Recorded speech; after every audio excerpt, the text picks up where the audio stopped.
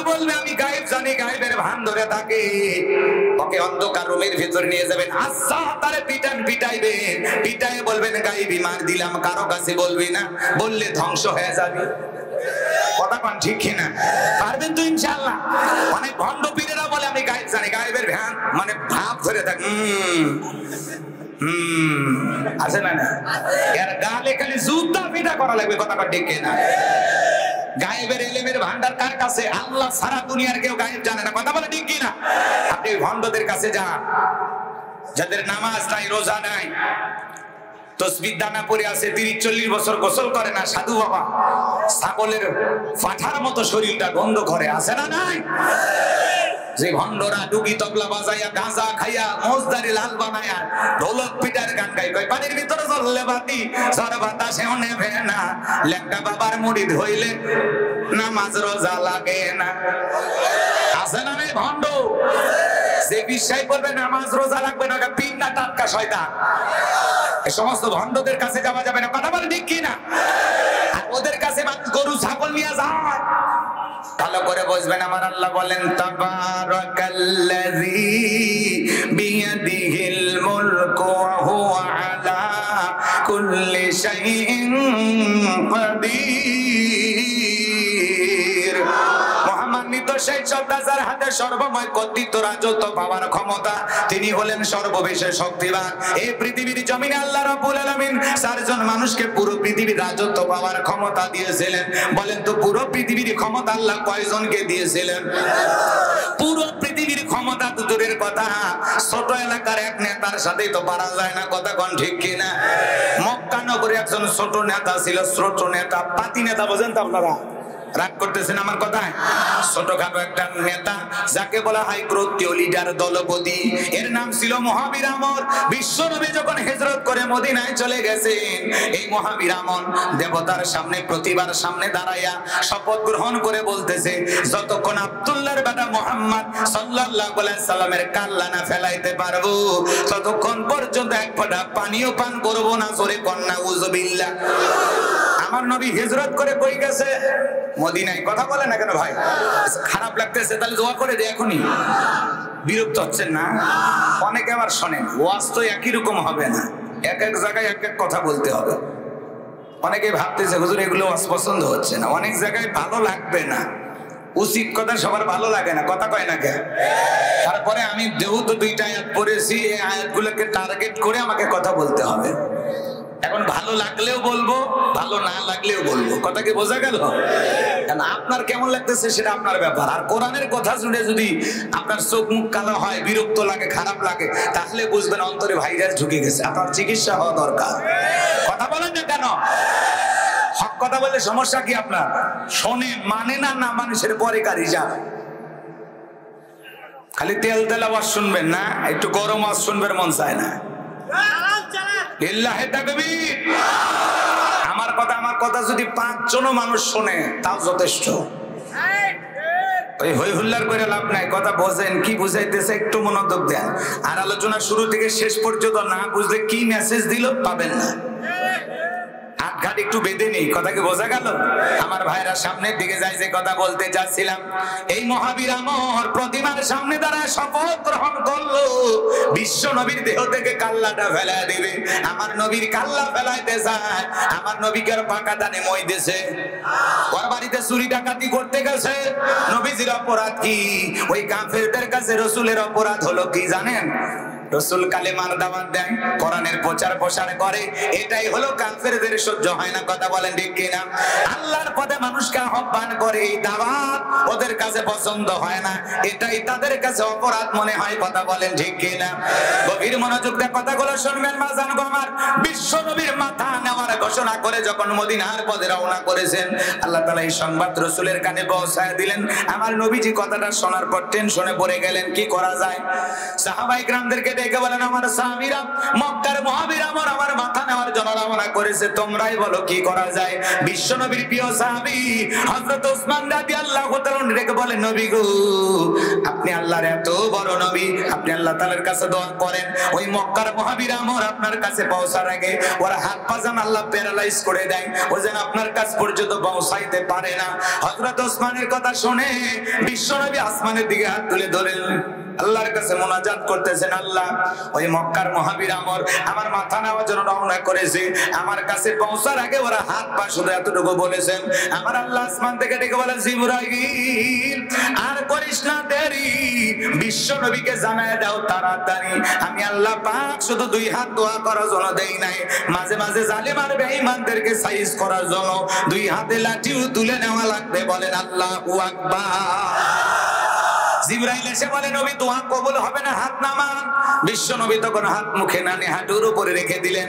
আমরা অনেকে মোনাজাত করি, দোয়া করার সময় দেখবেন কি এরকম দড়ি বাঁকায়, আছে না নাই?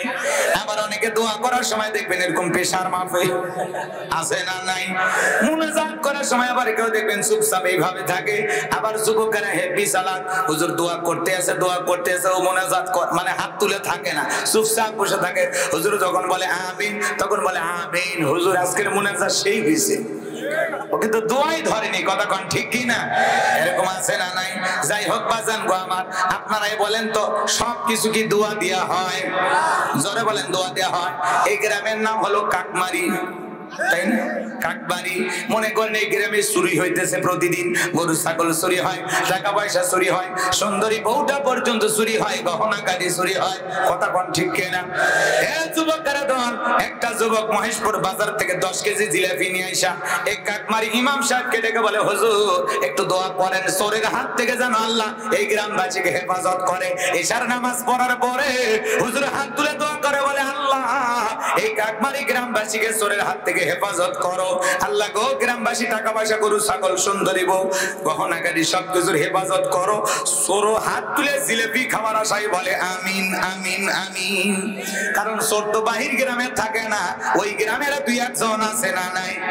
তা না হলে কার বাড়িতে কি আছে এই তথ্য দিল কে? অবশ্যই একটা সিআইডি আছে। কথা কয় না? রাগ করেছেন মনে হয়?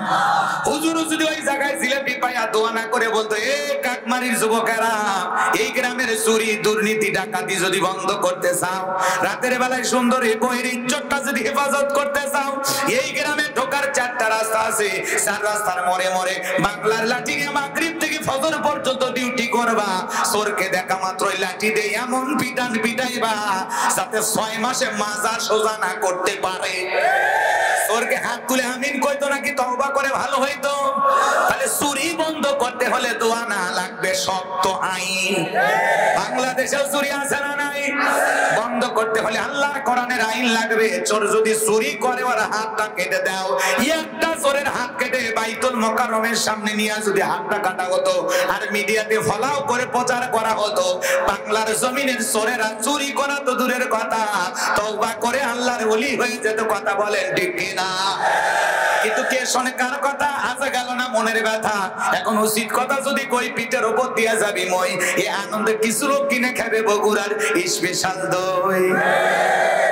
সত্য কথা বলতে হলে যেতে হবে কারাগারে, এমন আতঙ্ক আজ বাংলার ঘরে ঘরে। তবুও সত্য বলতে চাই, দুনিয়ার জালেমদের করি না ভয়, আমি ইসলামের দুশমনদের করি না ভয়। কথা বলাই লাগবে, অবস্থা যেমনই হোক বাজান সামনের দিকে যায়। যে কথা বলতে চাচ্ছিলাম গভীর মনোযোগ দিয়ে শুনবেন। জিবরাইল এসে বলে নবী গো আল্লাহ দোয়া কবুল করবেন, আপনি হাত নামান। বিশ্ব নবী হাত নামাইলেন, টেনশনে পড়ে গেলেন এখন কি করা যায়। জিবরাইল ডেকে বলে নবী গো আপনি সাহাবীদের মধ্যে ঘোষণা করে দেন, আপনার সাহাবীদের মধ্যে এমন কেউ কি আছে যে আমরের সাথে মুখোমুখি মোকাবেলা করবে। এই কথা শোনার পর বিশ্ব নবী ডেকে বলেন ও আমার সাহাবীরা, মক্কার মুহাজিরা আমার মাথা নামার জন্য রওনা করেছে, আমার আল্লাহ দোয়া কবুল করে নাই। তোমাদের মধ্যে এমন কেউ কি আছো যে আমরের মুখোমুখি মোকাবেলা করবা? বিশ্ব নবীর কোন সাহাবী দাঁড়ায় না, হযরত আলী দাঁড়িয়ে গেছেন। বলুন আল্লাহু আকবার। আমার নবী ডেকে বলে আলী রে তুমি ছোট মানুষ না বুঝেই দাঁড়াইছো, তুমি কি জানো ওই মক্কার মহাবীর আমর একবেলা খাবার খাই 21 কেজি 3.5 মণ ওজনের তরবারে যুদ্ধ করে, এত বড় বীরের সামনে তুমি কেমনে যাইবা? হযরত আলী ডেকে বলে নবী গো আপনি শুধু আমাকে দোয়া করেন। হযরত আলীর কথা শুনে বিশ্ব নবী ডেকে বলে আলী তুমি এইবার বসো। হযরত আলী বসে গেলেন। নবীজি দ্বিতীয়বার বললেন, আবার হযরত আলী দাঁড়িয়ে গেছেন। নবীজি যখন তৃতীয়বার বলেছেন ও আমার সাহাবীরা তোমাদের মধ্যে এমন কেউ কে আছো যে আমরের মোকাবেলা করবা, আবার হযরত আলী দাঁড়িয়ে গেছেন। বলুন আল্লাহু আকবার। এইবার বিশ্ব নবী দুইটা হাত বাড়ায় বলে আলী রে আয় আয় আমার বুকের ভিতরে আয়। এই কথা বলে বিশ্ব নবী হযরত আলীকে বুকের সঙ্গে জড়ায় নিলেন। আর দেখে বলে আলী রে তুমি ছোট মানুষ, তোমার জানি কি মায়া দয়া নাই, এত বড় বীরের সামনে যাইতে চাও? হযরত আলী দেখে বলে নবী গো আপনি আমাকে শুধু দোয়া করে ছেড়ে দেন, আমার বিশ্বাস ওই আমর আপনার চেহারা দেখার আগে ওরে আমি জমিন থেকে বিদায় করে দেব। বলুন আল্লাহু আকবার। ঈমানের একটা পাওয়ার থাকার দরকার আছে না নাই? যে ঈমান প্রয়োজনে জ্বলে ওঠে না, যে ঈমান সত্য ন্যায়ের কথা বলে না, যে ঈমান অন্তরে নাই, যে ঈমান অন্তরে নাই মুখে ফোটায় কথার কলি, কিভাবে তারে বলো ঈমান বলি, কিভাবে তারে বলো ঈমান বলি। যে ঈমান প্রয়োজনে জ্বলে ওঠে না, যে ঈমান সত্য ন্যায়ের কথা বলে না। বিশ্বনবী ডেকে বলে আলী রে খালি হাতে দোয়া করলে হবে না, ওসমান তোমার বাড়িতে কি তরবারি আছে? হযরত ওসমান ডেকে বলে নবী গো আমার বাড়িতে একটা তরবারি আছে 27 ইঞ্চি লম্বা। জোরে বলুন মারহাবা। এখন তো তরবারি কথা শুনলেই বলবে জঙ্গি। কথা কয় না, কথা কয় না। ছোট্ট একটা উদাহরণ দেই, মন জান খারাপ করেন না। আপনাদের মনে করেন ঝিনাইদহ শহর আছে না নাই? এখানে বাজান অনেক কোটিপতি মানুষ বসবাস করে, 10 তলা 20 তলা বিল্ডিং এর উপরে। কথা কোন ঠিক কিনা? মনে করেন এই ঝিনাইদহ শহরে একটা তাবরা হাদিস মাদ্রাসা আছে। হুজুর কুরবানি ঈদের আগে বলতেছে বাবা এই ঈদের ছুটিতে তোমরা বাড়িতে না যাইয়া যদি কয়েকজন যুবক থাইকা এই বড় লোকদের কোটিপতিদের একটু গরু ছাগল জবাই করে দিতা, বিনিময় নগদ কিছু হাদিয়াও পাইতা, জবাই করে দেওয়ার বিনিময়ে আবার পাশাপাশি চামড়াটা মাদ্রাসায় দিত। কথা কোন ঠিক কিনা? যদিও চামড়ার দাম কমায় দিয়েছে ওরা সিন্ডিকেটের মাধ্যমে।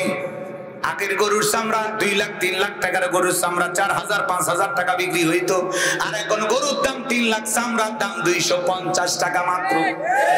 আর খাসির চামড়া তো নেয় না, ওটা রাস্তা ফেলে দেওয়া লাগে। কথা কোন ঠিক কিনা?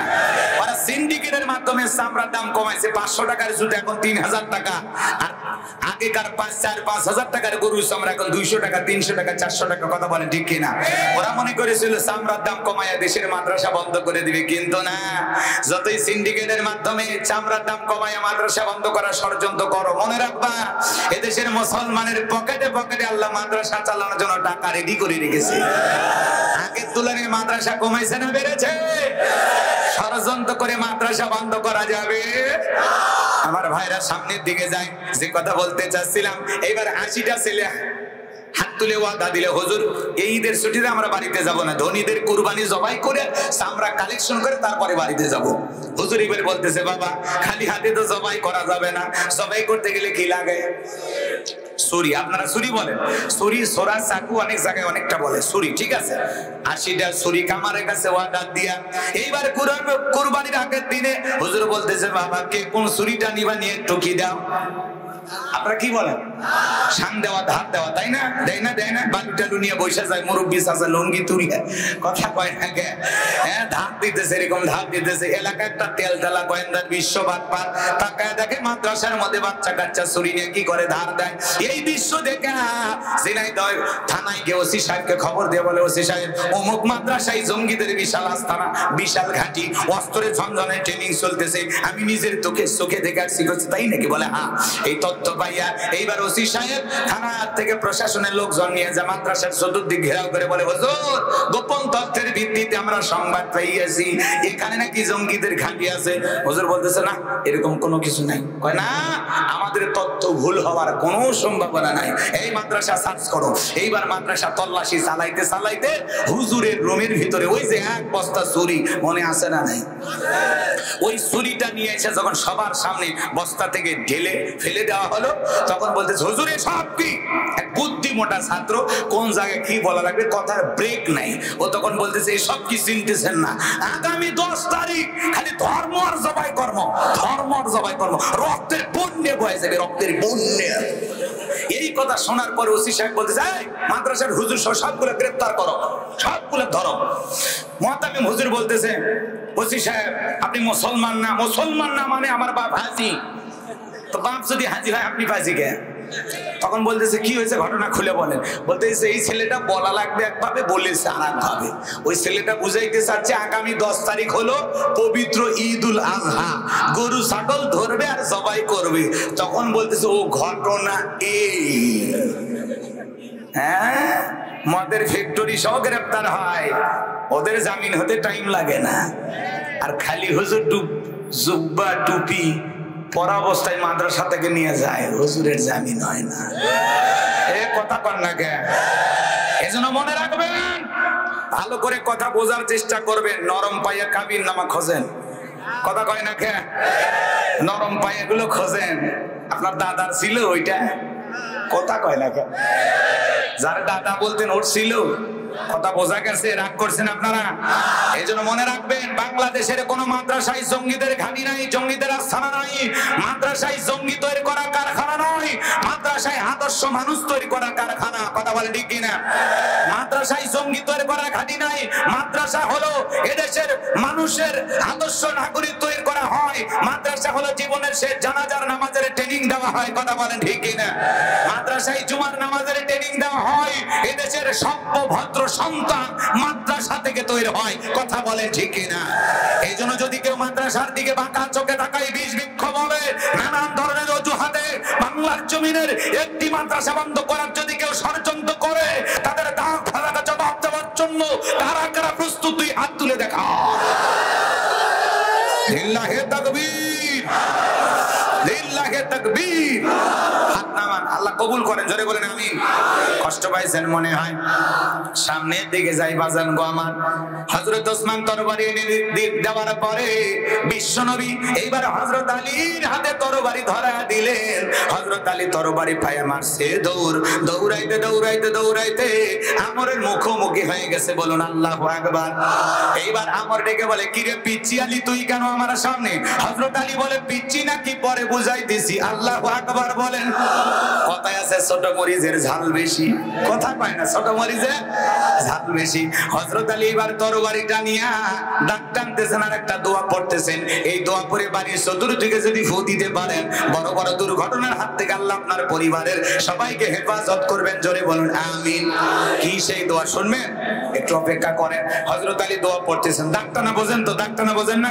এরকম তরবারি দিয়ে দাগ দিতেছেন, দাগ দাগ, এরকম দাগ দেওয়ার পরে আটটা দেওয়ার পরে তরবারিটা উঁচু করে ডেকে বলে এই কাফেরের বেটা, তোর যদি সাহস থাকে দাগটা পার হইয়া রাসূলের কাল্লা নিতে যায়, এ আয় আয় দাগটা পার হয়ে দেখ, আয়।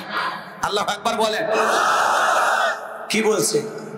তরবারিটা উঁচু করে বলতেছে এই কাফেরের বেটা, তোর সাহস যদি থাকে খালি দাগটা পার হয়ে দেখ, এ আয় খেলা হবে, আয় আয়।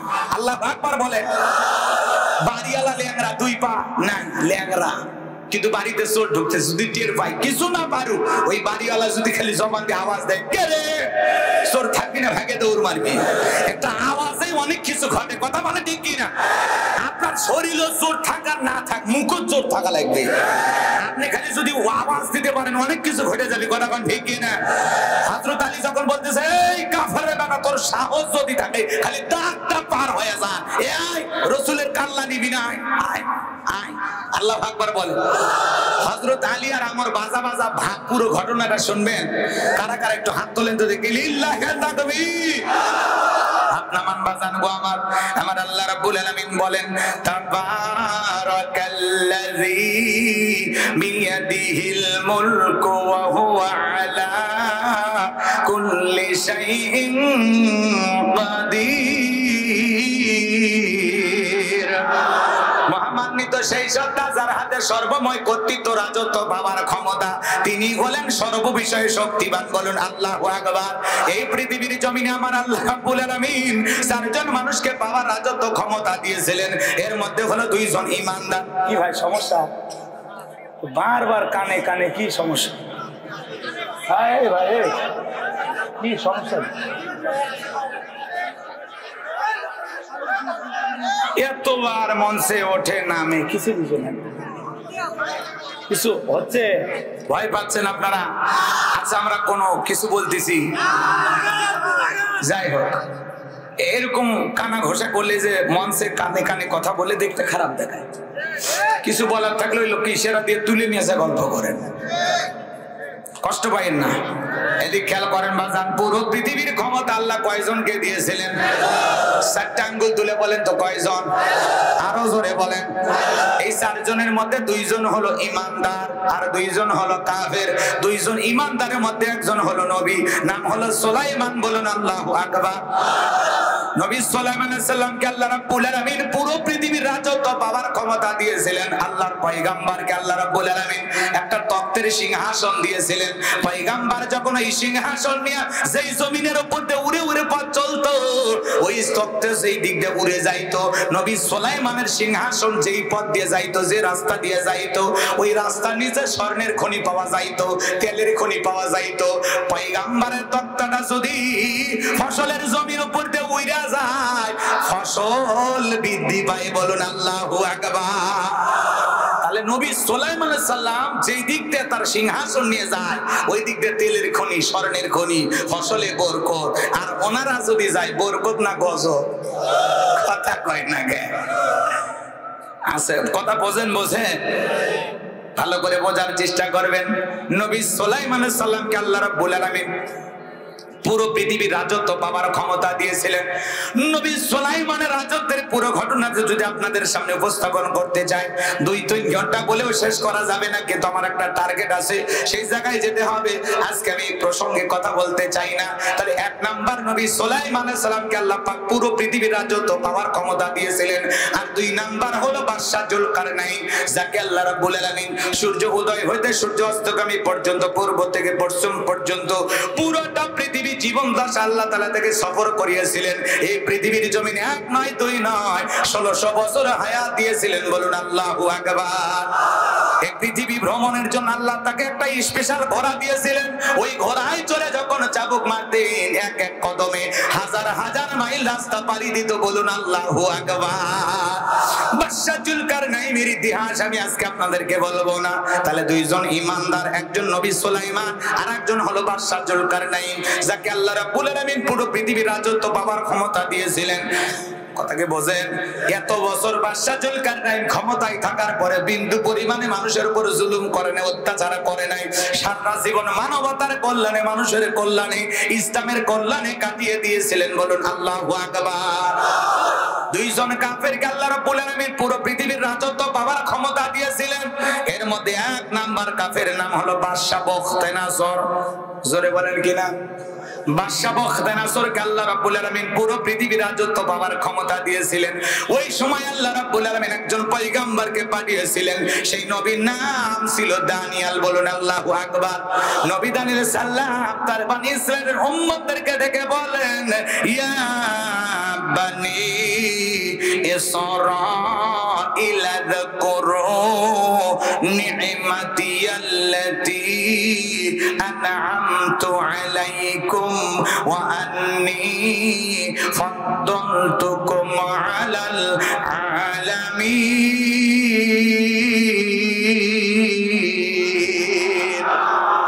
আল্লাহর পয়গম্বর তার উম্মতদেরকে ডেকে বলেন, ও আমার বনি ইসরাঈল উম্মতেরা শোনো, তোমাদের বাপ দাদা কৃতদাস ছিল, গোলাম ছিল, মানুষের দাসত্ব গোলামি করে জীবনটা কাটিয়ে দিয়েছিলেন।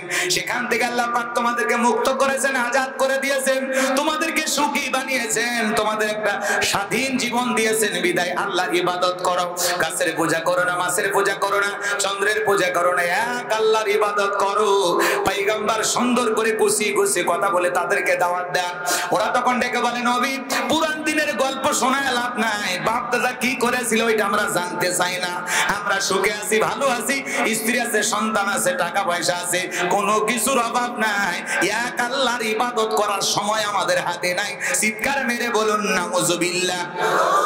পয়গম্বর দিনে দাওয়াত দেয়, রাতে দাওয়াত দেয়, কিন্তু বনি ইসরায়েলের উম্মতেরা কোনো মতেই দাওয়াত গ্রহণ করে না। মনে রাখবেন এই বনি ইসরায়েলের উম্মতেরা ছিল সব চাইতে বেশি ঠেটা। ঠেটা বোঝেন তো? সালাক সালাক, ঘাড়ের রক বেকাইদের যতই বুঝেন এরা ডাইরেক্ট নবী যদি বলে আল্লাহর আযাব আছে, আগে আযাব নিয়ে আসেন। কথা বুঝতে পারছেন? এইরকম তাদের মনের অবস্থা। ভালো করে বোঝার চেষ্টা করবেন বাজান গো আমার। আল্লাহর পয়গম্বর তাদেরকে দিনে দাওয়াত দেয়, রাতে দাওয়াত দেয়, কোনো মতেই তারা দাওয়াত গ্রহণ করে না। দিনের পর দিন কেটে যায়, মাসের পর মাস কেটে যায়, বছরের পর বছর কেটে যায়, নবী দানিয়েল সালামের দাওয়াত তারা কোনো মতেই গ্রহণ করলেন না। পরিশেষে আল্লাহর পয়গম্বর ডেকে বলে শোনো, আল্লাহর বান্দা দাওয়াত দিতে তার কখনো কৃপণতা নাই। যেখানে খারাপ কাজ দেখে, অশ্লীল কাজ দেখে, আল্লাহর বান্দা সেখানে যায় মানুষকে দিনের কথা বলে, আল্লাহর ভয় দেখায়, আখিরাত মুখী কথা বলে, সুন্দর করে দাওয়াত দেয়। চিৎকার মেরে বলুন আল্লাহু আকবার। এমন দাওয়াতি গুণ আমাদের ভিতরেও থাকার দরকার আছে না নাই? তাহলে আমরা ভালো কাজ দেখলে উৎসাহ দেব, ভালো কাজে সহযোগিতা করব, ভালোর পথে মানুষকে ডাকবো, অন্যায় দেখলে বিরোধিতা করব। কথা বলে ঠিক কিনা? রাগ করেছেন মনে হয়? কষ্ট মনের মধ্যে নেবেন না। যে কথা বলতে চাচ্ছিলাম মনে হয় ভুলে গেছেন। আল্লাহর নবী দানিয়েল সাল্লাম জেলখানা থেকে রাত 12টার পরে যখন আল্লাহ বলে ডাক দিয়েছেন, পয়গম্বরের সঙ্গে 70,000 উম্মত আল্লাহ বলে ডাক দিয়ে জাগ্রত হয়েছেন। আল্লাহ নবী এবার সিজদায় পড়ে কাকুতি মিনতি সহকারে আল্লাহর কাছে প্রার্থনা করে ডেকে বলেন, আল্লাহ আমার উম্মতেরা ভুল বুঝতে পেরেছে, তারা নিজেদের অপরাধ থেকে ক্ষমা চায়, তওবা করে আপনার পথে ফিরে আসতে চায়। আল্লাহ গো আপনি আমার উম্মতদেরকে মাফ করে দেন, তাদের তওবা আপনি কবুল করেন, আর ওয়াসির এই বাদশা বখতে নাসরের জেলখানা থেকে মুক্ত করার ব্যবস্থা করে দেন।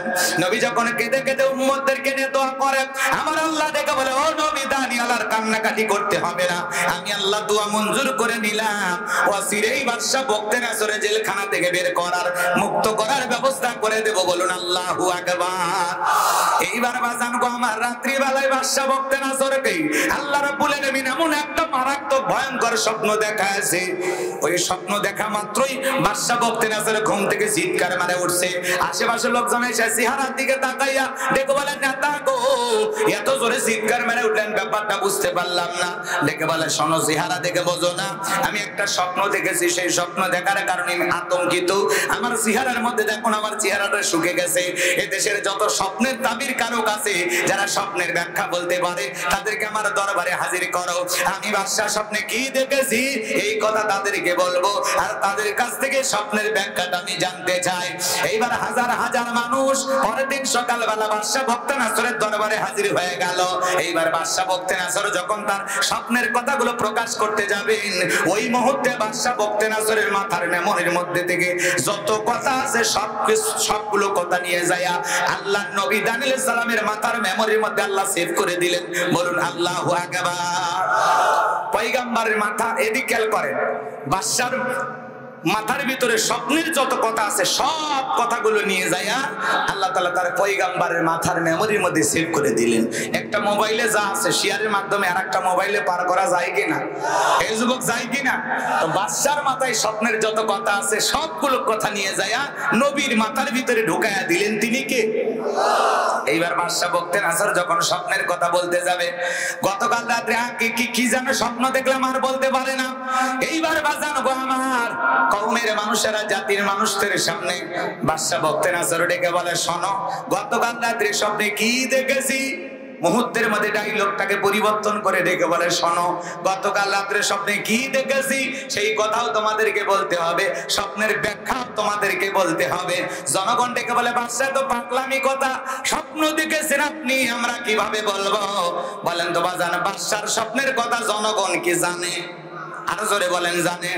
বাদশার স্বপ্নের কথা জনগণ জানা তো দূরের কথা, স্বামী স্ত্রী এক খাটে ঘুমায়, ঘুমের মধ্যে আপনি স্বামী স্ত্রী ঘুমাচ্ছেন একই বিছানায়, স্বপ্নে আপনার বউ আপনাকে বাদ দিয়া আর একটা ছেলের হাত ধরে যদি ঝিনাইদহ শহরে ঘোরাফেরা করে, কথা কয় নাকি? আপনি যদি টের পাইতেন কি করতেন? এক কোপ মারতেন। বাপ রে বাপ, শরীরে শক্তি বেশি। তার মানে আপনার বউ স্বপ্নে আর একটা ছেলের হাত ধরে ঘোরে, কিন্তু আপনি জানেন না। মানে আপনার বউয়ের স্বপ্নের কথা আপনি জানেন না, জানতে পারেন। আবার আপনি আপনার বউকে বাদ দিয়ে আর একটা মেয়েকে নিয়ে পার্কে ঘোরাঘুরি করতেছেন, ফুচকা খাওয়াইতেছেন, কথা খায় না কে? রাগ করেছেন মনে হয়? যুবকেরা এরকম করে কিনা? এক যুবক দেখি ডাবের ভিতরে পাইপ লাগাইয়া বান্ধবীকে দিয়েছে। বান্ধবী এইবার ডাবের ভিতরে পাইপ লাগাই খাইতেছে। এই ছেলে আবার চালাক, বান্ধবীর মুখের ভিতরে পাইপ দিয়ে খাইতেছে। কি আপডেট যুবকেরা এখন! কথা কন না, রাগ করেছেন আপনারা? স্বপ্নে আপনি কি দেখেন আপনার বউ জানে না, আপনার বউ স্বপ্নে কি দেখে আপনি জানেন না। কথা বলেন ঠিক কিনা? মাঝে মাঝে স্বপ্নে দেখি সাপ তারা করছে, ঘুম থেকে উঠে দেখি সাপ নাই। কথা কন ঠিক কিনা?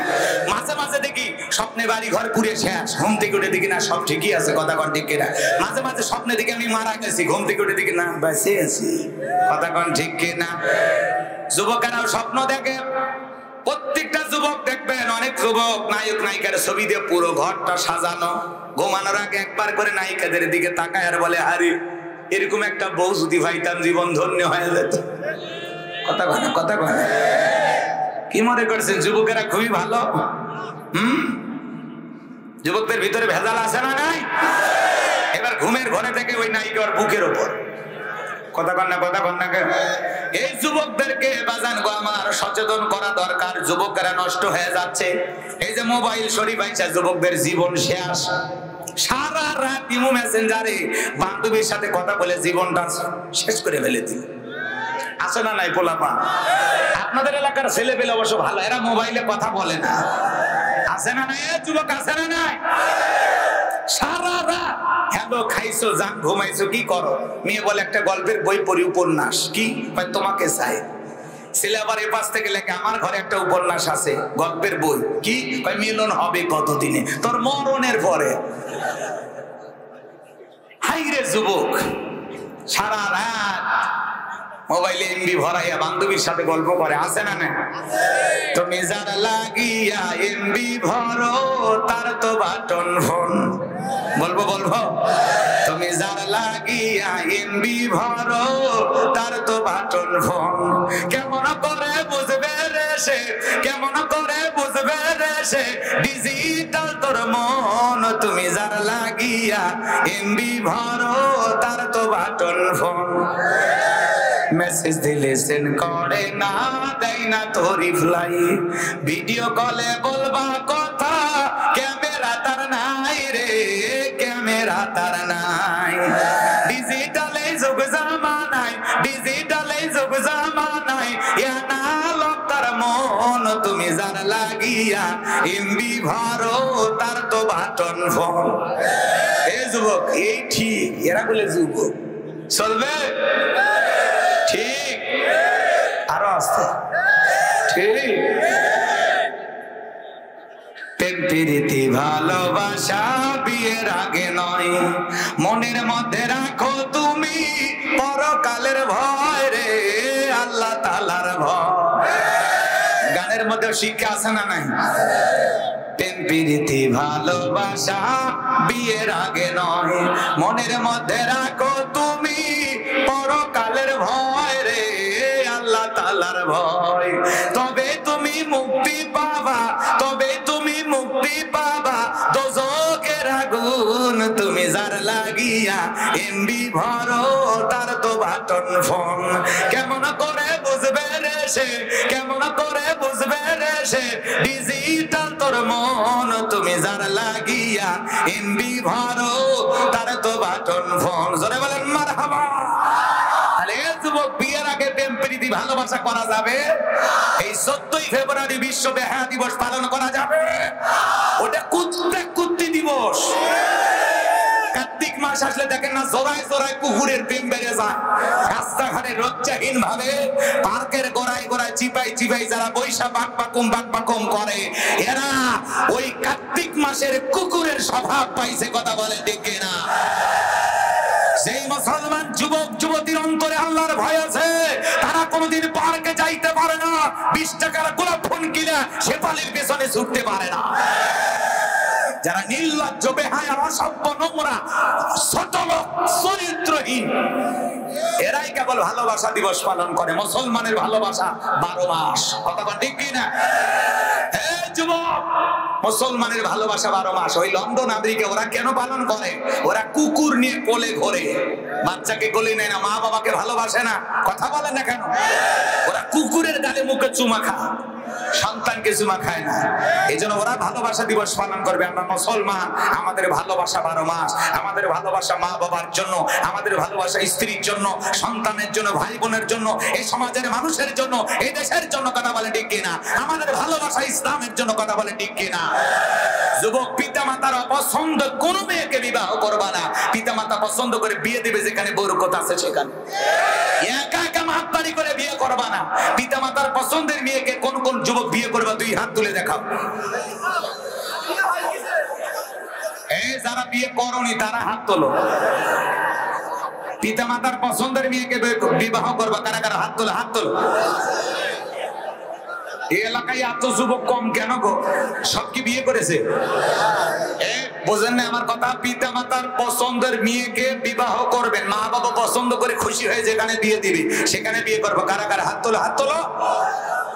অনেকে তোলে না, ভেজাল আছে, গোপনে লাইন আছে, বান্ধবীকে কথা দেয়া আছে, তোমাকে ভুলবো না। হ্যাঁ, তোর 12টা বাজবে, তোর পিরিত, তোর পিরিতের পিনি কেমনি মরে যাবে। কথা কন ঠিক কিনা? যারা পিতা মাতার পছন্দ, আজকের যুবকদের কি বুঝাবেন? 20 বছর বয়স হয়নি চেয়ারম্যান ভাই বাড়িতে এসে বলে, আব্বা উত্তর পাড়া লাকিকে আমি পছন্দ করেছি, রাজি থাকলে 1 চাপুর, না হলে 2 চাপুর। কি হাইব্রিড শয়তান আছে না? পিতা মাতা পছন্দ করে না, রাগান্বিত হয়ে বাড়ি থেকে পালিয়ে যা বিয়ে করে। তারপরে দাম্পত্য জীবনে আর সুখ থাকে না। 3 মাস পরে স্বামী স্ত্রীর মধ্যে দাও কুড়ালের সম্পর্ক একেবারে বনেই না, মিলেই না, হয়ই না। আর ভালোবাসা তখন জানলা ভেঙে ফেলে যায়। তখন বলে, কি যে ভুল করছি, মা বাবার পছন্দের মেয়েকে বিয়ে না কইরা। কথা কন ঠিক কিনা? এজন্য যুবক, মা বাবা পছন্দ করে মুরব্বীদের দোয়া নিয়ে দাম্পত্য জীবন শুরু করতে হবে। পিতা মাতার অবাধ্য হয়ে বিয়ে করে দাম্পত্য জীবনে কখনো সুখ পাওয়া যাবে না। ভালোবেসে প্রেম করে কেউ কখনো সুখী হয় না। প্রেম করব, বিয়ে করার পরে, কবুল বলার পরে মোহরানা দিয়ে হালাল স্ত্রীর সাথে। আরে পার্কে যায় প্রেম করে, 14ই ফেব্রুয়ারি পালন করে।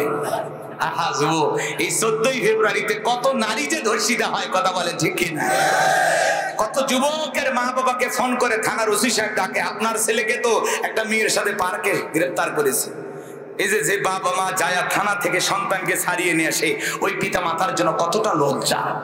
কথা কয় না, কথা কয় না। এই এমন কুসন্তান হবা না সুসন্তান হইবা? আল্লাহ যুবকদেরকে চরিত্রবান হওয়ার তৌফিক দান করুন। আল্লাযীনা হুম লিফুরুজিহিম হাফিজুন। নিজের যৌবনটাকে কন্ট্রোল করো, নিজের যৌবনটাকে হেফাজত করো। এই যৌবনকালের ইবাদত আল্লাহ পছন্দ করে, বিদায় যৌবনকালে আল্লাহর ইবাদতে সময় কাটাবো, নোংরা প্রেমালাপ করে নয়। কথা কন ঠিক কি না? আল্লাহ যুব সমাজকে আল্লাহর প্রেমিক বানায় দেন। জোরে বলেন আমিন। আল্লাহ বানায় দেন। জোরে বলেন আমিন। যুবক, তোমাদের জন্য স্পেশাল বরাদ্দ আরো আছে। মন খারাপ করছো?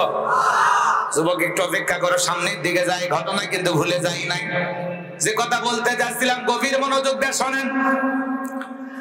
এইবার বাদশাহ বকতে নাসর, ভালো করে বোঝেন। স্বপ্নের কথা মনে আছে আপনাদের? আর বাদশাহ স্বপ্নে কি দেখে জনগণ জানে না। এইবার জনগণ ডেকে বলে, বাদশাহ এ তো পাগলামি কথা, স্বপ্নের কথা আপনি বলবেন, আমরা স্বপ্নের ব্যাখ্যা বলবো।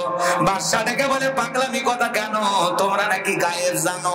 গতকালকের গায়েবের খবর যদি না দিতে পারো, তোমাদের 12টা আমি বাজাবো। বলেন তো বাজান, দুনিয়ার কোন মানুষ কি গায়েব জানে? গায়েবের ইলম কার কাছে?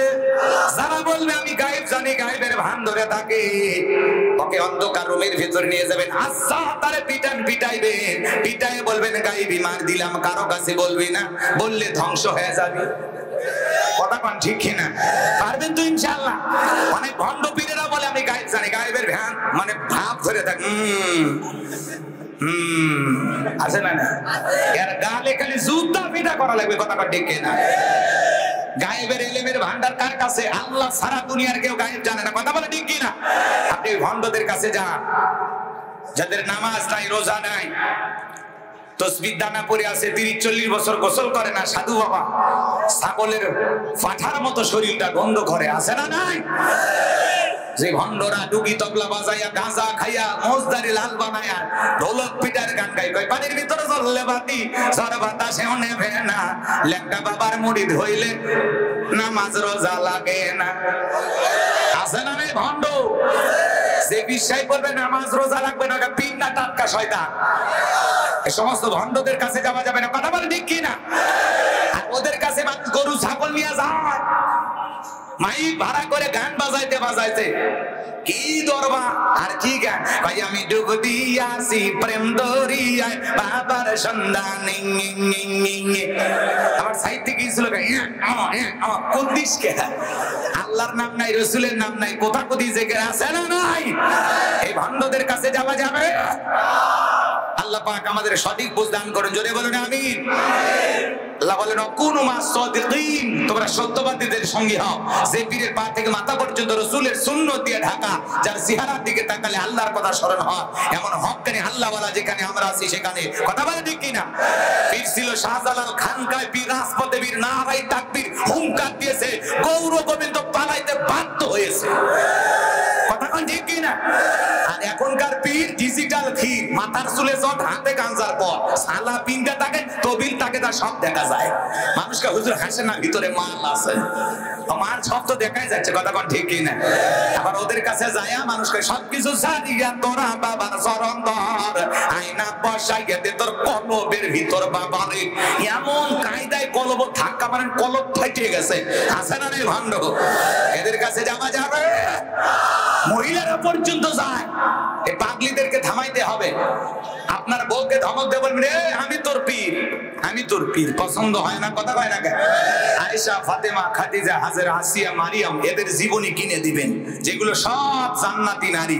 এইভাবে জীবন গড়, তারপরে মর, জান্নাতের রাস্তা ধর, কথা কোন ঠিক কি না? সন্তান হয় না, আপনি বউকে মাজারে পাঠান, লাভ কি? ছেলে মেয়ে দেওয়ার মালিক কে? চাইতে হবে কার কাছে? ইব্রাহিম খলিলুল্লাহকে 86 বছর বয়সে সন্তান দান করেছেন কি? এই যে ময়মনসিংহের এক চাচাকে 75 বছর বয়সে আল্লাহ সন্তান দিয়েছে, আল্লাহ আকবার বলে। কয়েকদিন আগে এক মাহফিলে গেলাম, কই হুজুর বিয়ে করেছি, 34 বছর পরে বাচ্চা হয়েছে, আলহামদুলিল্লাহ বলে। চাইলে আল্লাহ দেয়, কথা কোন ঠিক কিনা? এজন্য ফাইদা ফারাগাতা ফামসাব ওয়া ইলা রাব্বিকা ফারগাব, বান্দা নিঃস্ব, অসহায়, দুর্বল যখন হইবা, তোমার শূন্য হাতটা আমি আল্লাহর দিকে বেঁধে ধরো, তোমার শূন্য হাতটা পূর্ণ বানায়া আমি আল্লাহ পাঠাবো, বলুন আল্লাহু আকবার। আপনার আমার সব চাওয়া পূরণ করার ক্ষমতা কার? তাহলে চাইবো কার কাছে? কারা কারা আল্লাহর কাছে চাইতে রাজি? হাত তুলে দেখান, লিল্লাহি তাকবীর। হাত নামান বাজান গো, আমার সামনের দিকে যাই, কথাগুলো ভুলে যাবেন না, গভীর মনোযোগ দিয়ে শুনবেন। এইবার বাদশা ডেকে বলে, তোমরা নাকি গায়েব জানো, গতকালকে স্বপ্নের কি গায়েবের খবর যদি না দিতে পারো, তোমাদের খবর আছে, 7 দিনের আলটিমেটাম দিলাম, এই 7 দিনের মধ্যে স্বপ্নে কি দেখেছি স্বপ্নের ব্যাখ্যা বলতে হবে, স্বপ্নের কথাও বলতে হবে। যদি না বলতে পারো, 7 দিন পরে সবাইকে ফাঁসি দিয়ে মারবো। বলেন তো ভাইজান, জনগণের কোনো অপরাধ আছে? তাহলে এই জালেম বাদশা ফাঁসি দিতে চাই কেন? এটাই হলো জালেমদের পাওয়ার। জালেমদের কাছে অপরাধ করা লাগে না, জালেমেরা নিরপরাধ মানুষকে ফাঁসিতে দিতে পারে কি না? ভালো করে বোঝার চেষ্টা করবেন বাজান গো, আমার যে কথা বলতে চাচ্ছিলাম। এইবার বাজান গো, আমার জেলার জেলখানা দিয়ে করতেছে আল্লাহর নবী দানিয়াল ডেকে বলে, জেলার দিকে আসো, তোমাকে দেখে মনে হয় টেনশনে আসো। বলে, হ্যাঁ টেনশনে আছি। বাদশা গতকাল রাতে স্বপ্নে কি যেন দেখেছে, স্বপ্নের কথা বলতে যাবে, বলতে গিয়ে বাদশা স্বপ্নের কথা ভুলে গেছে। বলে, তাই নাকি? বলে, হ্যাঁ। এবার কি হয়েছে? বলে, বাদশা স্বপ্নের কথাও ভুলে গেছে, আবার স্বপ্নের ব্যাখ্যা জনগণের কাছে চাইতেছে, জনগণ তো বলতে পারে নাই। এবার জনগণকে হুমকি দিয়েছে 7 দিনের মধ্যে বাদশা স্বপ্নে কি দেখেছে স্বপ্নের ব্যাখ্যাও বলতে হবে, স্বপ্নের কথাও বলতে হবে, না হলে 7 দিন পরে স্বপ্নের ব্যাখ্যাকারী যারা আছে সমস্ত মানুষকে ফাঁসি দিয়ে মারবে। এইবার আল্লাহর নবী দানিয়াল ডেকে বলে, যাও তোমার বাদশার কানে খবর পৌঁছায় দাও, তোমার বাদশা স্বপ্নে কি দেখেছে সেই কথা আমার জানা আছে, স্বপ্নের ব্যাখ্যা আমার জানা আছে, বলুন আল্লাহু আকবার। এইবার বাজান গো, আমার জেলার যা বাদশার কাছে সংবাদ পৌঁছায় দিল, জেলখানায় একটা আসামি আছে যে আপনার স্বপ্নের কথাও জানে, স্বপ্নের ব্যাখ্যাও জানে। এইবার বাদশা বক্তে নাসর ডেকে বলে, বাজান কই? বাজানকে আমার কাছে নিয়ে আসো। ঠেলার নাম বাবাজি। আল্লাহু আকবার বলেন। এবার জেলার যায় বলে, বাদশা তোমাকে ডেকেছে। আল্লাহ নবী দানিয়াল ডেকে বলে, শোনো, আমার ৭০,০০০ উম্মতকে গ্রেফতার করা হয়েছে, ওদেরকে জেলখানা থেকে বের করে না দেওয়া পর্যন্ত আমি বের হব না। আমার ৭০,০০০ উম্মতকে আগে জেলখানা থেকে বের করে দাও, সবার শেষে আমি বের হব। বলুন আল্লাহু আকবার। নবীদের আদর্শ কত ভালো। এইজন্য নবীরা হলো পৃথিবীর শ্রেষ্ঠ আদর্শ নেতা। নেতৃত্ব দিতে হলে নবীদের আদর্শ থেকে নেতৃত্ব দেওয়া শেখা লাগবে। কথা কয় না কেন? আপনি মিছিল করতে গেলেন ঝিনাইদহ শহরে, নেতা পাইছে খান ট্যাবলেট খান, ট্যাবলেট খান, ট্যাবলেট খান। যেখানে আমরা আছি সেখানে ট্যাবলেট খান। কবরে তোমরা কেন পড়ে? যাত্রার পিছনে স্লোগান দেন, বল্টু ভাইয়ের চরিত্র ফুলের মতো পবিত্র, নামাজ পড়ায় ভক্ত, গাঁজা খাই ভক্ত, ঘুম চুরিতে পাতা ভক্ত, শয়তানের ১ নাম্বার ভক্ত, হুজুরদের জন্য খুবই শক্ত, সুজা খাই গরিবের রক্ত। নেতার মিছিল করতে গিয়ে নেতা সহ ১০০ কর্মীকে প্রশাসনের লোকেরা গ্রেফতার করে থানায় নিয়ে গেল। নেতার তো মামু খালু দাদার অভাব নাই, সকালে জেলখানায় ঢুকে বিকেলে বের হয়ে আসে। আপনি গরিব জনগণ, একদিন বাড়িতে রোজগার না করলে আপনার বাড়িতে চুলে আগুন জ্বলবে না। কথা কথা ঠিক না? আপনার স্ত্রী সন্তানের মুখে খাবার উঠবে না। আপনার নেতা যদি ভালো হইতো ডেকে বলতো, শোনো, এই গরিব জনগণ আমাকে ভালোবেসে, এরা রিক্সা চালায়, ভ্যান চালায়, এরা মাঠে খামারে কাজ করে, এরা আমার একটা কর্মী জেলখানায় থাকা অবস্থায় আমি নেতা বের হব না। ওটা হলো আসল নেতা। যে নেতা কি বলে, আমার একটা কর্মী জেলখানায় থাকা অবস্থায় আমি বের হব না। কথা কি বোঝা গেল? ওই নেতার পিছনে আপনি স্লোগান দেন, যে নেতা আপনার বিপদে পাশে দাঁড়ায়। ৩ মাস ৬ মাস যদি আল্লাহ না করুক আপনার বিপদ হয়, আপনার পরিবারের কাছে যেন বাজার পৌঁছায় দেয়, আপনার সন্তানদের মুখে খাবার তুলে দেয়। কথা কন ঠিক কিনা? এইরকম মানুষের পিছনে ওটা বসা করা লাগবে। যাত্রার পিছনে উঠে বউ বাচ্চা কষ্ট দেওয়ার দরকার নেই। মিসাই ফাও ফাও লাফাই না, বুঝে শুনে লাভ দেন। যে নেতা আপনার দুঃখে কাঁদে আপনিও তার দুঃখে কাঁদেন। যে নেতা আপনার সুখে হাসে আপনিও তার সুখে হাসেন। যে নেতা আপনার সুখে দুঃখে পাশে দাঁড়ায় আপনিও সেই নেতার সুখে দুঃখে পাশে দাঁড়ান। কথা বলে ঠিক কিনা? তাছাড়া ফাও ফাও লাভ দিয়ে বউ বাচ্চাকে বিপদে ফেলাইন না। বছরের পর বছর আপনি জেলখানায় থাকেন, আপনার পরিবারের খবর নেই না, আপনি নিঃস্ব হয়ে যায়। জেলখানা থেকে বের হয়ে দেখেন বউ কার খুঁজে পান না। কথা কয় না গে? এরকম আছে না নাই? বাজানগো লম্বা হবে, লম্বা করবো না, জ্ঞানী লোকের জন্য অল্প। ঠিক কিনা? সামনের দিকে যে কথা বলতে চাচ্ছিলাম, এইবার জেলার যায় বলে, বাদশা জেলখানার যে আসামি আপনার স্বপ্নের কথা, স্বপ্নের ব্যাখ্যা জানে, দুইটাই যার জানা আছে। তার একটা শর্ত আছে, তার ৭০,০০০ লোককে গ্রেফতার করা হয়েছে, ওদেরকে ছেড়ে না দেওয়া পর্যন্ত সে আপনার সামনে আসবে না। বাদশা বক্তে নাসর ডেকে বলে, ওই বাজান যদি বলে এই জেলখানা কেন, তাম পৃথিবীর জেলখানার আসামি ছেড়ে দিতে রাজি। বাজান যা বলে তুমি তাই করো। বলুন আল্লাহু আকবার। এইবার নবী আলাইহিস সালামের ৭০,০০০ উম্মতকে জেলখানা থেকে ছেড়ে দেওয়া হলো। সবার শেষে আল্লাহর নবী জেলখানা থেকে বের হলো। এইবার বাদশাহ দরবারে প্রবেশ করবে, কিন্তু বাদশাহ দরবারে প্রবেশের নিয়ম হলো যত মানুষ প্রবেশ করে মাথা নত করে প্রবেশ করতে হয়। আল্লাহর নবী কোন জালেমের কাছে মাথা নত করতে পারে? এই মাথা ইমানদার আল্লাহ সারা দুনিয়ার কোন নেতার কাছে নত করবে না, মাজারে নত করবে না, পীরের পায়ে নত করবে না। এই মাথা নত হবে একমাত্র আল্লাহ তাআলার কাছে। ইয়াকা না'বুদু ওয়া ইয়াকা নাস্তাইন। আমরা তোমার ইবাদত করি, তোমার গোলামি করি, সাহায্য তোমার কাছে চাই। আল্লাহ সারা দুনিয়ার কারো কাছে মাথা নত করা যাবে না। ভালো করে বোঝার চেষ্টা করবেন। আল্লাহর পয়গম্বর নবী আলাইহিস সালাম দেহটাকে আঁটো করে, মাথাটাকে উঁচু করে, কৌশল করে, সুন্দর করে দরবারে প্রবেশ করলেন। এই দৃশ্য দেখার পর বাদশা বক্তে নাসর ডেকে বলে, এদিকে আসো বাবা, তুমি যেইভাবে প্রবেশ করলা, যত মানুষ আমার দরবারে ঢোকে সবাই তো মাথা নত করে, তুমি কেন মাথা নত করলা না? আল্লাহর নবী দানিয়াল ডেকে বলেন, শোনেন, ভালো করে বোঝার চেষ্টা করবেন, আপনাদের উদ্দেশ্যে বলতেছি বাজানগো আমার। আল্লাহ নবী ডেকে বলে, আপনি শোনেন, আমি যে মাথাটা নত করলাম না, কারণ হলো আপনার স্বপ্নের কথা যে আমার মাথার মেমোরির মধ্যে সেভ করে দিয়েছে, তার কথা হলো তাকে সারা দুনিয়ার কারো কাছে মাথা নত করা যাবে না। যদি আমি মাথা নত করতাম, আপনার মতো স্বপ্নের কথা ভুলিয়ে দিত, আপনিও টেনশনে মারা যেতেন, আমাকেও মেরে ফেলতেন। এইবার বাদশা বক্তে নাসর ডেকে বলে, বাজান যা করেছো ঠিক করেছো। এই কথা বলে সিরাত থেকে উঠলেন, আর নবী দানিল সালামকে চেয়ারে বসায় দিলেন। চিৎকার মেরে বলুন আল্লাহু আকবার। তাহলে জালেমের জেলখানা থেকে বের করে বাদশাহীর চেয়ারে বসায় দেন তিনি কে? আরো জোরে বলেন কে? আল্লাহ আছে না নাই? এবার পয়গম্বর স্বপ্নের কথাগুলো বলবে, বাকি ঘটনাকে আপনারা শুনবেন। কার কার শোনার ইচ্ছা আছে দুই হাত তুলে আল্লাহকে একবার দেখা। লিল্লাহে তাকবীর। তেমন অনেকে 12:30 ফজর পর্যন্ত বলার আকাঙ্ক্ষা ছিল, কিন্তু নিয়ত তো সবার ঠিক থাকে না, বুঝেন না? যাই হোক, সমস্যা নেই। আর কয়েক মিনিট আরেকটা আয়াত তিলাওয়াত করেছি, আপনাদের মনে আছে না নাই? এই আয়াতটার জন্য 10টা মিনিট আপনাদের কাছে চাই, হবে ভাই? 10 মিনিট, তারপরে বাকি যে কথাগুলো আছে যদি বলার সুযোগ হয় বলে দেবো ইনশাআল্লাহ। 10টা মিনিট মেহেরবানি করে নড়াচড়া করেন না, কিছু নিয়ে বাড়িতে যান, কষ্ট হচ্ছে আপনাদের।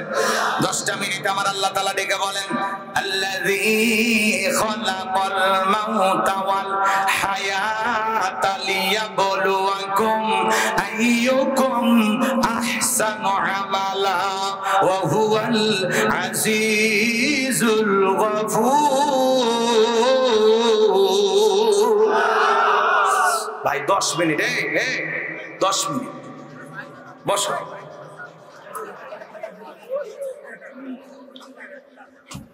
10টা মিনিট কেউ উঠেন না, মাথা নরম করে, দিলটা নরম করে একটু কান্না আনার চেষ্টা করেন। আমি যেটা বলতেছি একটু শোনেন, দুনিয়ার থেকে অন্য জায়গায় নিয়ে যাবো, একটু শোনেন, মনোযোগ দিয়ে শোনেন। আল্লাযী খালাকাল মাউতা ওয়াল হায়াতা লিয়াবলুয়াকুম আইয়ুকুম আহসানু আমালা। আমার আল্লাহ ডেকে বলেন, যিনি সৃষ্টি করেছেন মৃত্যু আর জীবন, মৃত্যু আর জীবন সৃষ্টি করার ক্ষমতা কার? আর জোরে বলেন কার? এরপরে আল্লাহ তাআলা বলেন, লিয়াবলুয়াকুম আইয়ুকুম আহসানু আমালা। আমি আল্লাহ পরীক্ষা করে দেখবো আমলের দিক দিয়ে কার আমল কত বেশি ভালো, কার আমল কত বেশি উত্তম। বলুন আল্লাহু আকবার। আল্লাহ রাব্বুল আলামিন আমলের মাধ্যমে আপনাকে আমাকে পরীক্ষা করবেন। যার আমল ভালো তার আখিরাত ভালো, যার আমল খারাপ তার আখিরাতটা বরবাদ। কথা কোন ঠিক কিনা? একটু মনোযোগ দিয়ে শুনবেন বাজান। আল্লাহ আয়াতের শুরুতে কি বললেন? আল্লাযী খালাকাল মাউতা ওয়াল হায়াতা, যিনি সৃষ্টি করেছেন মৃত্যু আর জীবন। আল্লাহ সর্বপ্রথম মৃত্যুর কথা কেন বললেন? এই দুনিয়াতে আর একটা সিরিয়াল আছে, যাওয়ার কিন্তু কোনো সিরিয়াল নাই। দাদা আসছে, দাদার পরে বাবা আসছে, বাবার পরে আমি আসলাম, আমার পরে আমার সন্তানের আসলো।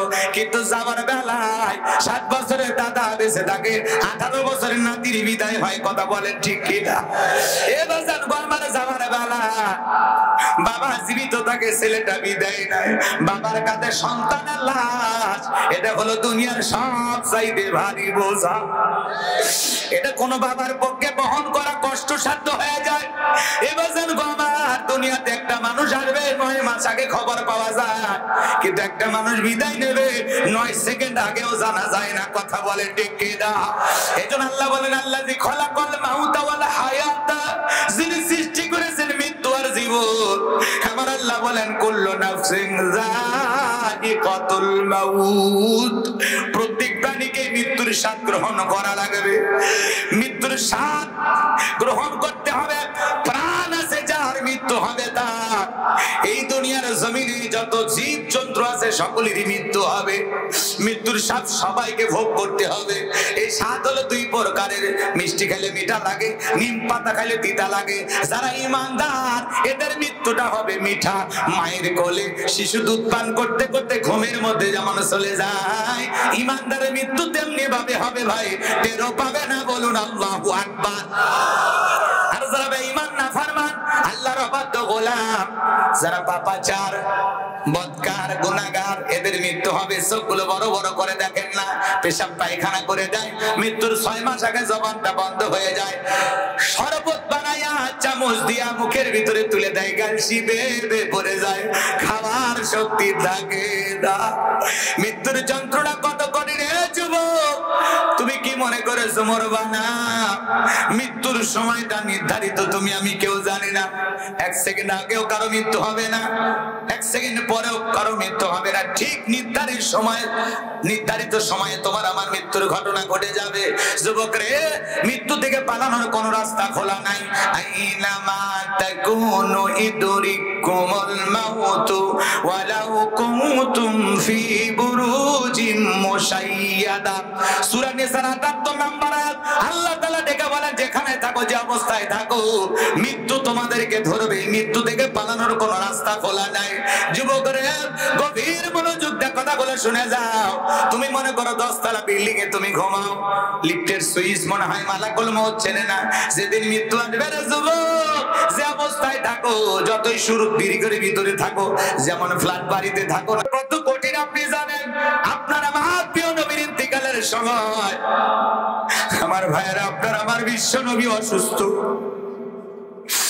নবীজি বিদায় নেবেন, ফাতেমা জোরে কান্নাকাটি করেন। নবীজি তার মেয়ের চোখের পানি দেখে বলে, মা ফাতেমা, আমি দুনিয়ার সবার চোখের পানি সহ্য করতে পারি, তোর চোখের পানি আমি সহ্য করতে পারি না রে মা। আয় আয়, তোর কানটা আমার মুখের কাছে লাগায় দে। এই কথা বলে বিশ্ব নবী যখন ডাকলেন হযরত ফাতেমা,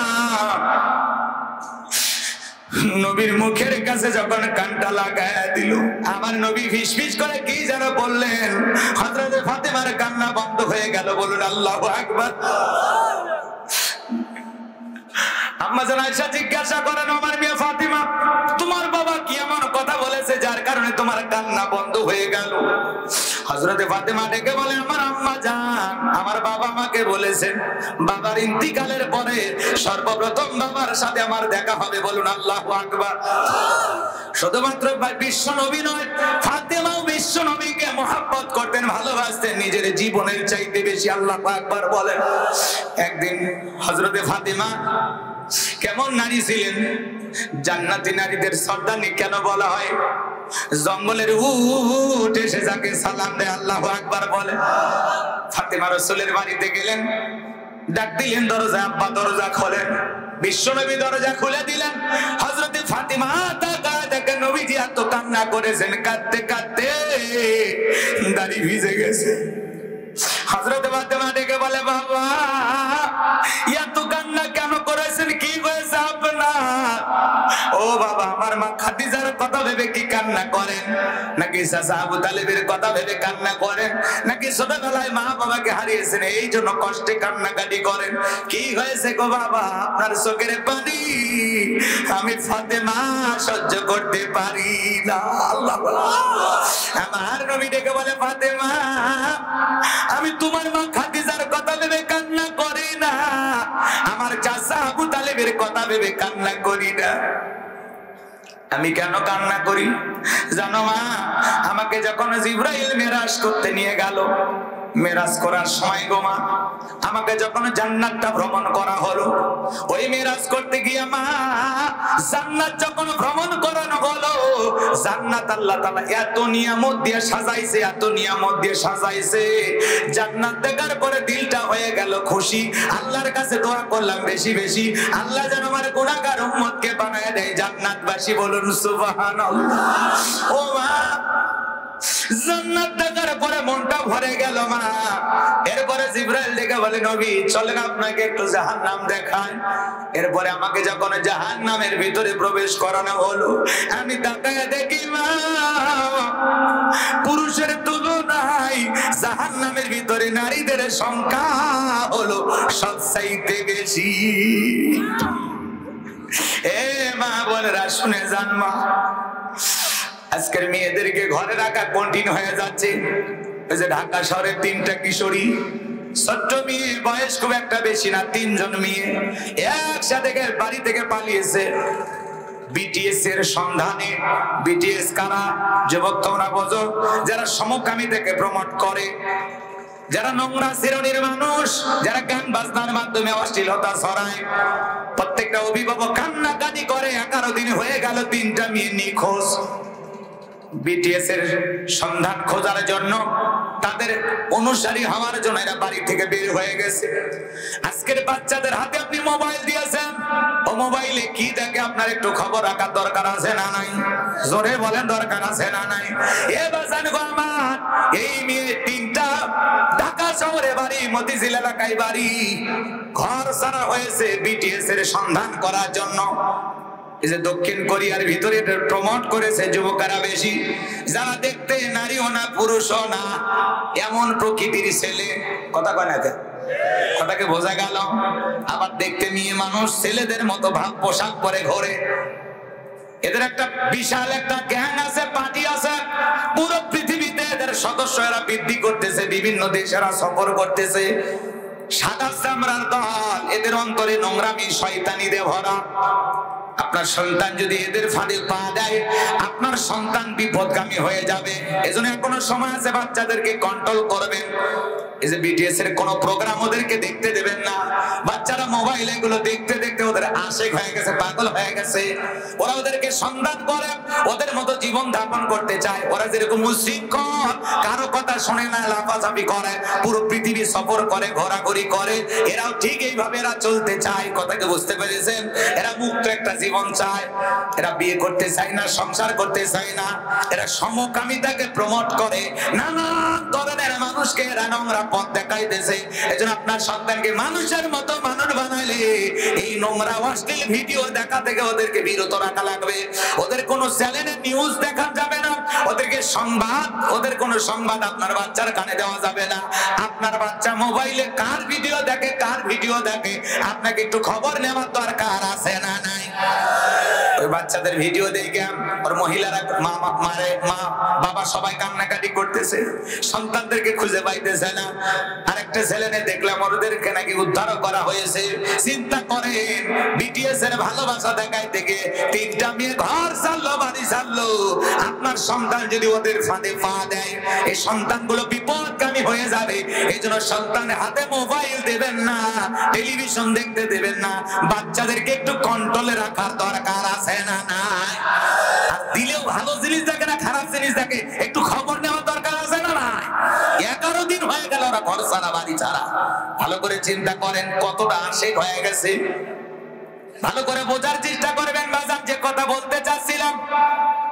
বিশ্ব নবী ডেকে বলে, মা ফাতেমা, আমি তাকায়া দেখি জাহান্নামী নারীদের সংখ্যাই বেশি।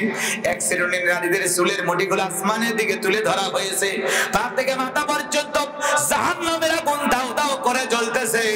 গরম পানি যেরকম থকবক থকবক করে, ওদের শরীরটা জাহান্নামের আগুনে তেমনি ভাবে জ্বলতেছে। ওদের চিৎকারে মানে আসমান জমিন ভেঙে পড়বে। মা, আমি একবার তাকাইয়া আর তাকাইতে পারলাম না। জিবরাইলকে ডেকে বললাম, ভাই জিবরাইল, এই সমস্ত নারীদের কি অপরাধ, কেন তাদেরকে এইভাবে শাস্তি দেওয়া? জিবরাইল ডেকে বলেন, নবী গো, এই সমস্ত নারী তো তারাই যারা দুনিয়াতে মাথায় কাপড় দিত না, বেপরদায় চলাফেরা করতো, স্বামীর কথা মানতো না।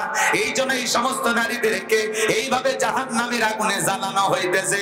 হযরতে ফাতেমা ডেকে বলে, বাবা, এই যদি ওই জাহান্নামী নারীদের শাস্তি, আমি ফাতেমা আজ থেকে আরো বেশি করে পর্দার গুরুত্ব বাড়াবো।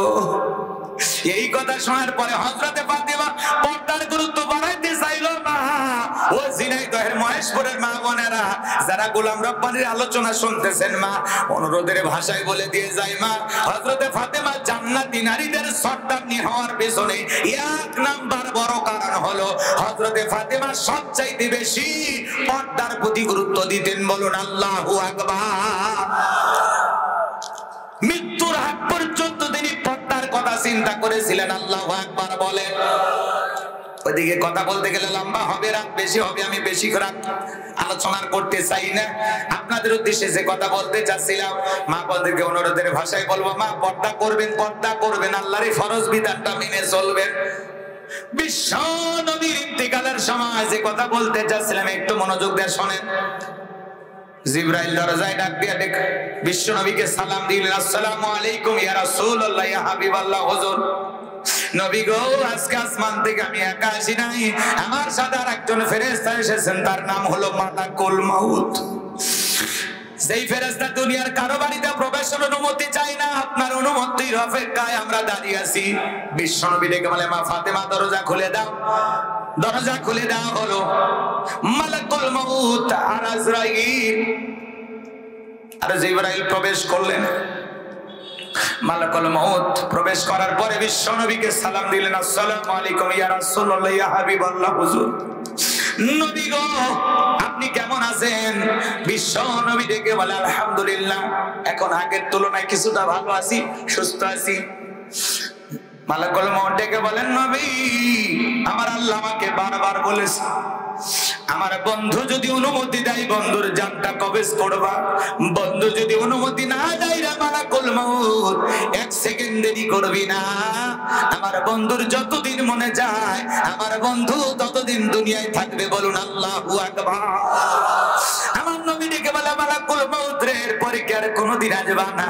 ডেকে বলে, আবারও আল্লাহ যেদিন অনুমতি দিবেন সেদিন আসবো। আমার বিশ্বনবী ডেকে বলে, মালাকুল মউত আর আসতে হবে না, আজকে আমি তোমাকে অনুমতি দিলাম, তুমি আমার জানটা কবজ করতে পারো। নবীজির অনুমতি পাইয়া মালাকুল মউত যখন রাসূলের রূহটা বের করার জন্য বিশ্বনবীর পবিত্র বুক মোবারকের উপরে হাত রেখে দিয়েছেন, মালাকুল মউত যখন রাসূলের বুকের উপরে দুইটা হাত রেখে দিয়েছেন, আমার নবী ডেকে বলে, মালাকুল মউত রে, সহ্য করতে পারি না, তাড়াতাড়ি হাত আমার বুক থেকে নামায় না। নবীজি চোখের পানি ছেড়ে দিয়ে কান্না করে আর ডেকে বলে, মালাকুল মউত রে, এই যদি হয় মৃত্যুর যন্ত্রণা, আমার উম্মতেরা তো সহ্য করতে পারবে না। ও মালাকুল মউত, এই যদি হয় মৃত্যুর যাতনা, কষ্ট, যন্ত্রণা, আমার উম্মতেরা সহ্য করতে পারবে না। মালাকুল মউত ডেকে বলেন, নবী বিশ্বাস করেন, আমার আল্লাহ আমাকে বারবার বলেছেন, আমার বন্ধুর জানটা বের করার সময় খবরদার আমার বন্ধুর সাথে যেন কোনো বেয়াদবি না হয়। নবী গো, বিশ্বাস করেন, দুনিয়ার সবচাইতে কম কষ্ট দিয়া আপনার রূহটা বের করার আমি চেষ্টা করতেছি, সবচাইতে সতর্কতা অবলম্বন করে আপনার রূহটা বের করার জন্য আমি চেষ্টা করতেছি। দুনিয়ার সবচাইতে কম কষ্ট আপনাকে দেওয়ার জন্য আমি চেষ্টা করতেছি। বলুন আল্লাহু আকবার। আমার নবী ডেকে বলে, মালাকুল মউত, এই যদি হয় মৃত্যুর সবচাইতে কম যন্ত্রণা, আমার উম্মতরা সহ্য করতে পারবে না। মালাকুল মউত রে, আমার কথা দাও, আমার উম্মতকে মৃত্যুর সময় যন্ত্রণা দিবা না, কষ্ট দিবা না। যেই নবী মৃত্যুর পূর্বে উম্মতের কথা ভোলে না, কেমন নবী পাইছি? বলুন আল্লাহু আকবার। মৃত্যুর পূর্বে উম্মতকে ভোলে না, উম্মতের কথা ভুলে যায় না। আল্লাহু আকবার।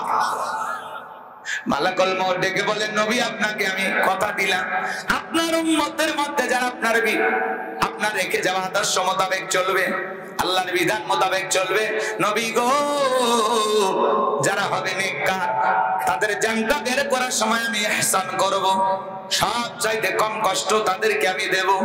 এরপরে যখন দ্বিতীয়বার বিশ্বনবী অনুমতি দিলেন, মালাকুল মউত যখন দ্বিতীয়বার রাসূলের রূহটা বের করার জন্য হাত রেখে দিয়েছেন, আমার নবী আবারও কেঁদে ডেকে বলে, মালাকুল মউত, সহ্য করতে পারি না রে, তাড়াতাড়ি হাতটা আমার বুক থেকে নামায় নাও।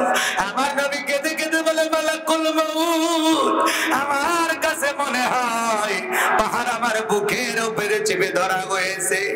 বিশ্ব নবীর কাছে মৃত্যুর যন্ত্রণা যদি এমন কষ্টকর মনে হয়, হে যুবক, তোমার আমার মৃত্যু হবে, দুনিয়া কিন্তু চিরকাল থাকার জায়গা না। নবীর কাছে মৃত্যুর যন্ত্রণা যদি এমন কষ্টকর হয়, তোমার আমার মৃত্যুর যন্ত্রণা কত কঠিন হবে। মৃত্যুর সময় আসার আগে প্রস্তুতি গ্রহণ করার দরকার আছে না নাই? যুবক রে, তুমি 7 দিনের সফরের জন্য যদি কক্সবাজারে চলে যাও, তোমার একটা ব্যাগ থাকে, ব্যাগের ভিতরে প্রয়োজনীয় কাপড় থাকে, প্রেমিকার ডায়েরি থাকে, মোবাইল চার্জার থাকে, কিন্তু যুবক রে, 7 দিনের সফরের জন্য তোমার যদি একটা ব্যাগ লাগে, পরকাল সফরের শুরু আছে, শেষ নাই। সেই কবর জিন্দেগির দিকে তুমি আমি রওনা করেছি, আজ হোক কাল হোক সবাইকে কবর পথের যাত্রী হতে হবে। যুবক রে, ওই কবরে যাওয়ার আগে তুমি মনে করো তোমার একটা আমলনামার ব্যাগ তুমি রেডি করতেছো। যুবক রে, দেখো তো এই ব্যাগের ভিতরে নামাজ আছে কিনা, রোজা আছে কিনা, হজ আছে কিনা, যাকাত আছে কিনা, দান খয়রাত আছে কিনা, পিতামাতার খেদমত করেছো কিনা, বিবির হক আদায় করেছো কিনা, সন্তানদের হক আদায় করেছো কিনা, মাতা পিতার পিতার হক আদায় করেছে কিনা, পাড়া প্রতিবেশীর হক আদায় করেছে কিনা। যুবকরে মৃত্যু আসার আগে, আল্লাহর কাছে হিসাব দেওয়ার আগে 2টা মিনিট বালিশে মাথা রেখে একটু চিন্তা করো, আজকে যদি মৃত্যু হয় পরকালে জীবনে কি নিয়ে রওনা করেছি, কি জবাব দিব আল্লাহর কাছে। দুনিয়া চিরকাল থাকার জায়গা না, বাল তুসিরুনাল হায়াতাদ দুনিয়া ওয়াল আখিরাতু খায়রু ওয়া আবকা। আমার আল্লাহ ডেকে বলে তোমরা দুনিয়ার জীবনকে প্রাধান্য দিচ্ছ, অথচ দুনিয়ার জিন্দেগিগুলো ক্ষণস্থায়ী, আখিরাতের জিন্দেগিগুলো চিরস্থায়ী। যুবকরে সেই চিরকালে জিন্দেগির জন্য, কবরের জন্য, পরকালের জন্য তোমাকে আমাকে নেক আমল করে কবরে যাওয়ার দরকার আছে না নাই? কারা কারা নেক আমল করতে চান 2 হাত তুলে আমার আল্লাহকে একবার দেখান। আল্লাহ আমাদের সবাইকে নেক আমল করার তৌফিক দান করুন, জোরে বলুন আমিন। 5 ওয়াক্ত সালাত আদায় করব তো ইনশাআল্লাহ। আল্লাহ আমাদের সকলের জীবনকে নেক আমলের মাধ্যমে পরিবর্তন করার তৌফিক দান করুন, কোরআন সুন্নাহ মোতাবেক চলার তৌফিক দান করুন, পরকালমুখী চিন্তা ভাবনা করে বাকি জিন্দেগি কাটানোর তৌফিক দান করুন। সবাইকে সিরাতাল মুস্তাকিমের প্রতীক হিসাবে আল্লাহ কবুল করুন, জোরে বলুন আমিন।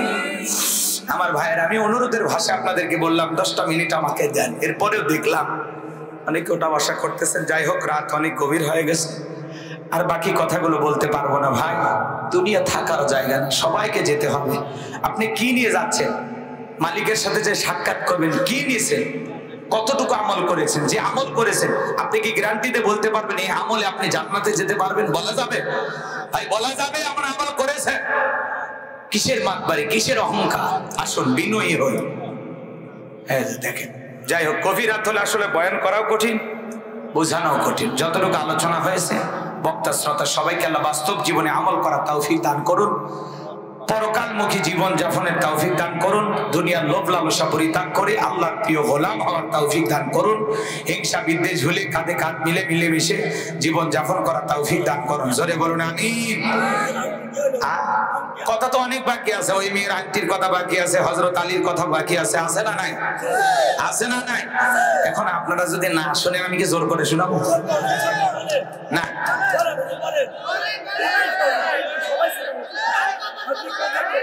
হালকা পাতলা ওগুলো শেষ করতে গেলে 1 ঘন্টা বাস করে দেয়। আচ্ছা, মেয়েটার কথা বলতেছি, শুনবেন না? এই বসেন, এই দাঁড়ানো ভাই, একটু বসেন, এখনই দোয়া হবে, এখনই ভাই বসেন বসেন। আচ্ছা, 3টের মধ্যে অন্তত একটা বলে দিয়ে যায়, তাই না? হযরত আলীর কথাটা বলার আমার ইচ্ছে ছিল, যেহেতু আপনারা আসলে বিরক্ত হয়েছে। এদিকে খেয়াল করেন, বসেন বসেন সবাই বসেন। শোনেন, মেয়েটার বাবা মেয়ের বিরুদ্ধে গভীর ষড়যন্ত্র করছে, মনে আছে আপনাদের? আর হযরত আলী আর আমর বাজা বাজা বোন, মনে আছে না নাই? আর বাদশাহীর চেয়ারে নবী দানিয়াল বসে আছে, স্বপ্নের কথা বলবে, ভুলে গেছে? আসলে এই কথাগুলো আমি বলি যে কোনো জায়গায় আমি বিষয় ভিত্তিক আলোচনা করার চেষ্টা করি।